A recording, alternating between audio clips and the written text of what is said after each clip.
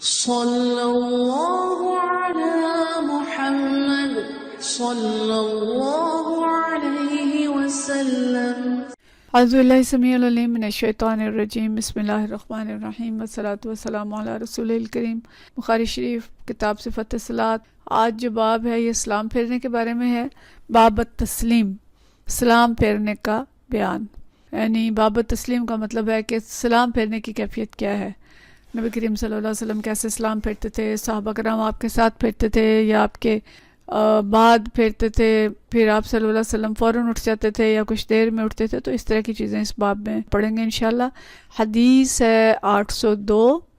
اور یہ حدیث جو ہے ام سلمہ رضی اللہ تعالیٰ عنہ بیان کرتی ہیں۔ ان ام سلمہ رضی اللہ تعالیٰ عنہ قالت فرماتی ہیں، کان رسول اللہ صلی اللہ علیہ وسلم اذا سلم، کہ جب نبی کریم صلی اللہ علیہ وسلم سلام پھیرتے تھے،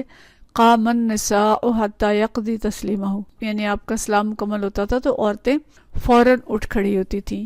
ومکث یسیرا قبل ان یقوما، اور آپ صلی اللہ علیہ وسلم کچھ دیر کے لیے ٹھہر جاتے تھے اٹھنے سے پہلے۔ قال ابن شہاب کہتے ہیں، واللہ عالم، کہ اللہ ہی کو علم ہے، ان مکثہ،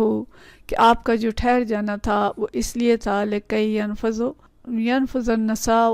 کہ عورتیں جو ہیں یہ نکل جائیں، فارغ ہو جائیں، مسجد سے نکل جائیں، قبل ان یدرکہن من انصرف من القوم،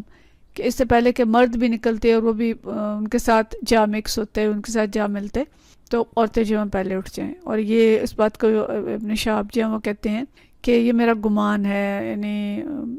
واللہ عالم، اللہ تعالیٰ بہتر جانتا ہے کہ آپ صلی اللہ علیہ وسلم کا مقصد کیا تھا، لیکن وہ کہتے ہیں کہ میرا یہ گمان ہے کہ نبی کریم صلی اللہ علیہ وسلم تھوڑی دیر رک جاتے تھے تاکہ عورتیں چلی جائیں اور عورتوں اور مردوں کا اختلاط نہ ہو۔ دیکھیں بڑی اہم حدیث ہے۔ بات تو سلام پھیرنے کی ہے کہ آپ صلی اللہ علیہ وسلم سلام پھیرنے کے بعد تھوڑی دیر بیٹھ جاتے تھے، لیکن دیکھیں کہ بیٹھ جانے کا مقصد، اور یہ ہمیں ویسے اور حدیث سے بھی بات پتہ چلتی ہے کہ آپ صلی اللہ علیہ وسلم اسی چیز کو پسند کرتے تھے کہ عورتیں جو ہیں وہ نکل جائیں اور اس کے بعد مرد نکلیں۔ تو دیکھیں مسجد میں بھی نمازیوں کا عورتوں اور مردوں کا اختلاط جو ہے وہ پسندیدہ نہیں ہے، حالانکہ مسجد میں وہ لوگ آتے ہیں کہ جو نیک ہیں، اور پھر یہ صحابہ کرام تھے جن سے زیادہ پاکیزہ انسان کوئی نہیں تھے، جن کے قلوب سے زیادہ پاکیزہ کسی کے قلوب نہیں تھے، لیکن انہیں جو کام دیے جا رہے ہیں وہ کیا ہیں؟ ان کو پردے کا حکم بھی دیا گیا، تو کیا کہا گیا کہ مردوں سے کہا گیا کہ جب عورتوں سے کوئی چیز مانگنی ہو تو پردے سے پیچھے سے مانگو، یا تمہارے اور ان کے قلوب کی پاکیزگی کے لیے زیادہ بہتر طریقہ ہے۔ سورہ احزاب کی آیت ہے جس کا مفہوم یہ ہے۔ تو کہاں نماز کے اندر بھی پاکیزہ ترین انسان ہے، لیکن آپ صلی اللہ علیہ وسلم رک رہے ہیں کہ خواتین نکل جائیں اور اس کے بعد مرد جائیں، کیونکہ یہ پسندیدہ نہیں ہے کہ مردوں اور عورتوں کا اختلاط ہو۔ اور کہاں یہ صورتحال ہے، اور کہاں آج ہمارا معاشرہ ہے کہ جہاں ہر ادارہ مخلوط ہے، چاہے وہ تعلیمی ادارہ ہے، چاہے وہ بینک ہیں، چاہے وہ ہاسپٹل ہیں، چاہے وہ اور دفاتر ہیں، ہر جگہ اختلاط ہے، اور فتنوں پہ فتنے نازل ہو رہے ہیں۔ طلاق کی شرح اتنی بڑھ چکی ہے، عورتیں سج سنور کے دفاتر میں آتی ہیں، اور تعلیمی اداروں میں کوئی احتیاط نہیں ہے۔ مطلب جیسے ہی بچے ٹین ایج میں داخل ہوتے ہیں، وہ 16 سال کا بچہ میٹرک کرتا ہے، 18 سال کا ایف ایس سی کرتا ہے، ایف اے کرتا ہے، اور 18 سال کے بعد زیادہ تر، ویسے تو اس سے پہلے بھی بہت سارے ادارے مخلوط ہیں، لیکن پھر بھی بچیوں کے لیے کچھ ادارے الگ ہیں، لیکن 18 سال کے بعد ایف اے اور ایف ایس سی کے بعد تو یونیورسٹی لیول شروع ہو جائے گا، اور یونیورسٹی میں بیشتر ادارے جو ہیں وہ مخلوط ہیں۔ لڑکیوں کے لیے تو پھر بھی کچھ نہ کچھ ڈگری کالجز جو ہیں وہ الگ ہیں، لیکن لڑکوں کے لیے آپ کو شاید کوئی ایک بھی ادارہ نہ ملے جو کہ الگ ہو۔ اور اس کا نتیجہ یہ ہے کہ تیزی سے جو اخلاق کی شرح ہے، اخلاق کے بگاڑ کی، وہ بڑھ رہی ہے، اور بد کرداریاں بڑھ رہی ہیں۔ مطلب یہ وہ چیزیں ہیں کہ جو سب جانتے ہیں، مجھے بیان کرنے کی ضرورت نہیں ہے،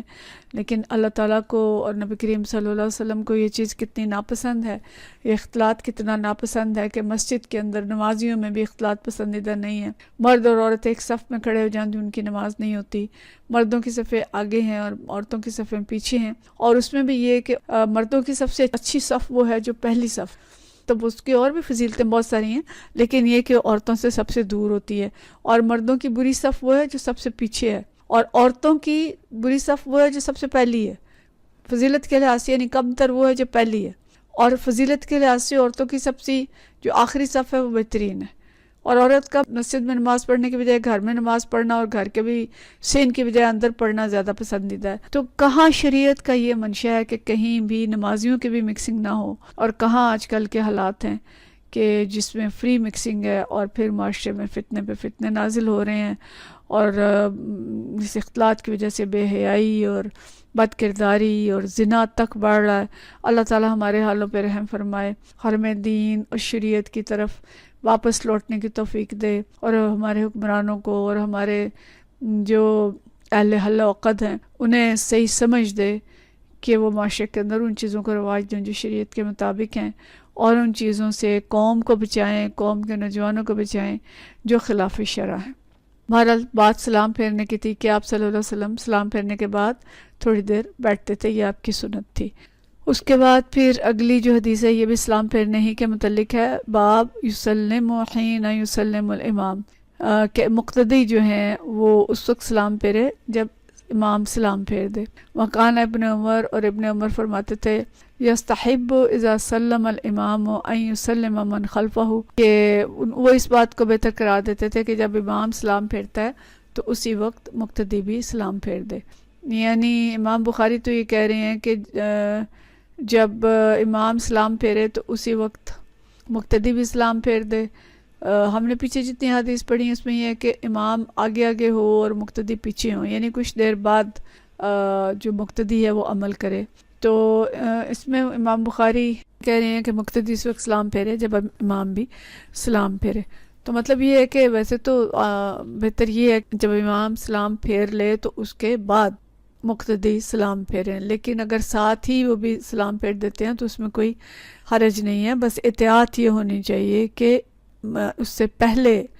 امام سے پہلے سلام نہ پھیرا جائے۔ اچھا یہ بھی دلچسپ بات ہے کہ عورتوں کے ساتھ نماز پڑھتے ہوئے دیکھا ہے کہ اپنی پڑھتی ہیں اور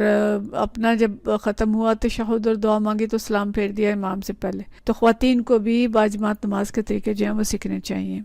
ابن عمر کا بیان ہم نے پڑھا کہ وہ یہ پسند کرتے تھے کہ جب امام سلام پھیرتا ہے تو اسی وقت مبتدی بھی سلام پھیر دے۔ حدیث ہے 803، اور یہ حدیث جو ہے ان زہری ان محمود بن ربی، زہری جو ہے محمود بن ربی سے روایت کرتے ہیں، عن اتبان بن مالک، اتبان بن مالک رضی اللہ تعالیٰ عنہ کی بہت سی حدیث ہم پیچھے پڑھ چکے ہیں۔ فرماتے ہیں صلینا مع النبی صلی اللہ علیہ وسلم، کہ ہم نے نبی کریم صلی اللہ علیہ وسلم کے ساتھ نماز پڑھی، فسلمنا حین سلم، تو ہم نے بھی سلام پھیرا جب آپ صلی اللہ علیہ وسلم نے سلام پھیرا۔ مطلب یہ کہ جب آپ نے سلام پھیرا تو ہم نے بھی سلام پھیر دیا، مطلب کہ اس کے بعد نہیں پھیرا، نہ آپ صلی اللہ علیہ وسلم سے پہلے پھیرا، بلکہ جب ہم نبی صلی اللہ علیہ وسلم نے سلام پھیرا تو ہم نے بھی اسی وقت سلام پھیر دیا۔ دونوں ساتھ ساتھ سلام پھیر سکتے ہیں، لیکن احتیاط یہ ہے کہ امام سے پہلے سلام نہ پھیرا جائے، ان کے ساتھ یا ان کے بعد سلام پھیرا جا سکتا ہے۔ وآخر دعوانا ان الحمدللہ رب العالمین۔